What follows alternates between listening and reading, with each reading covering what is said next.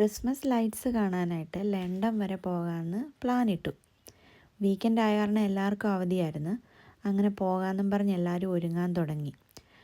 ടോപ്പിൻ്റെ കാര്യത്തിൽ എനിക്ക് ഒരു ഡൗട്ടും ഇല്ലായിരുന്നു. ക്രിസ്മസ് ജമ്പർ തന്നെ ഇടാം എന്ന് ഞാൻ ഉറപ്പിച്ചു.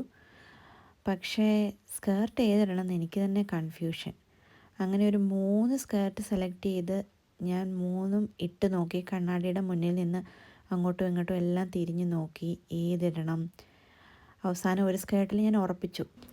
നല്ല തണുപ്പായ കാരണം ജാക്കറ്റൊക്കെ ഇട്ടുകൊണ്ട് വേണം പോകാനായിട്ട്. അപ്പോൾ പിന്നെ എന്തിട്ടാലും വലിയ കാര്യമൊന്നുമില്ല. പിന്നെ ഒരുങ്ങുമ്പോൾ ഉള്ളൊരു മനസ്സിൻ്റെ സന്തോഷമുണ്ടല്ലോ, അതിന് വേണ്ടിയിട്ടാണ് ഈ കാണിച്ചുകൂട്ടലൊക്കെ.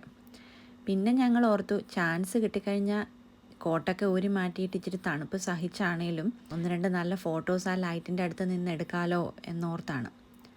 ഞാൻ ആ കാണിച്ച ഫ്ലഷബിൾ ടോയ്ലറ്റ് സീറ്റ് കവർ കണ്ടോ? ഇതുപോലുള്ള യാത്രയ്ക്കൊക്കെ പോകുമ്പം വളരെ അത്യാവശ്യമായിട്ടുള്ള കാര്യമാണ്. ഞാൻ ഷീനിൽ നിന്ന് വാങ്ങിച്ച.